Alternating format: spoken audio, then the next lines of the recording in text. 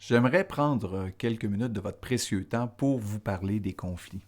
Vous savez, on arrive à un moment de notre histoire où c'est plus important que jamais d'apprendre à résoudre nos conflits autrement que par la violence, la guerre et l'oppression. Vous savez, c'est quand même assez incroyable que ce soit moi aujourd'hui qui vous parle des conflits.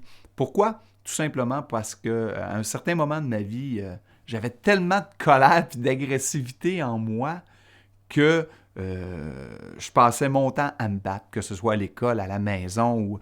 Mais pour X raisons, c'est pas important les raisons qui m'ont amené à vivre cette colère-là. Mais tant et aussi longtemps que j'étais chargé émotionnellement parlant, tant et aussi longtemps que j'avais toute cette agressivité-là en moi, vous comprendrez bien que les gens n'avaient pas besoin de travailler très très fort pour venir la chercher, cette colère-là. Heureusement, avec les expériences de vie, les choses que j'ai vécues, j'ai eu à la travailler. J'ai eu à apprendre à vivre autrement les conflits. Et aujourd'hui, la beauté de la chose, c'est que je l'enseigne. Je l'enseigne dans les organisations, je l'enseigne à des enfants, je l'enseigne à toutes sortes de monde, à ceux qui veulent apprendre. Et plus on sera nombreux à travailler autrement nos conflits, plus on sera nombreux à donner cette expérience-là de on peut faire autrement, ben vous savez quoi? On sera tous des porteurs d'influence. On amènera toutes, moi, ce que j'appelle une petite lumière dans ces zones d'ombre-là. C'est ni bon ni mauvais, les conflits. Ça fait juste nous dire qu'il y a quelque chose qui ne marche pas. Que ce soit sur le plan personnel ou que ce soit sur le plan collectif, c'est exactement la même chose. Qu'on soit sur le plan organisationnel au niveau des entreprises, c'est la même chose. Et vous savez quoi? Mon expérience des 15 dernières années m'apprend que le milieu du travail est actuellement extrêmement chargé d'émotions.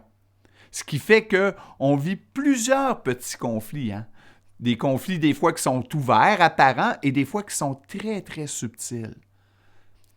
Malheureusement, depuis trop longtemps, on travaille sur les conséquences. On ne travaille pas sur les causes fondamentales. C'est vrai, comme je vous dis, au plan individuel, c'est vrai au plan micro comme au plan macro. On travaille trop sur les conséquences. Et on voit que travailler autant sur les conséquences, ben, les conflits sont répétitifs, ils reviennent. La façon qu'on a et la façon qu'on les gère et qu'on les règle, malheureusement, la plupart du temps, sont en train de préparer la prochaine. Si on regarde comment on a réglé la Première Guerre mondiale, les spécialistes, je ne suis pas un spécialiste, mais les spécialistes ils nous disent quoi? Que la façon qu'on a résolu la Première Guerre mondiale a préparé la deuxième. La façon qu'on a géré la deuxième a donné le problème de la guerre froide, a donné le problème en Palestine. Donc, on doit apprendre aujourd'hui de toutes ces situations-là. Einstein, il nous disait que il y a juste les fous qui font toujours la même affaire puis qui pensent que ça va donner un résultat différent. Ben maintenant, on doit apprendre à gérer nos conflits autrement. On doit apprendre aussi à travailler sur les causes fondamentales. Et ces causes fondamentales-là sont nos besoins, notre capacité à répondre à nos besoins. Donc, régler les sources émotionnelles. Et une fois qu'on ramène les sources émotionnelles, une fois qu'on enlève la colère, une fois qu'on enlève l'agressivité, une fois que les gens redécouvrent qu'ils ont une place pour combler leurs besoins, c'est là, à ce moment-là, qu'on peut avancer.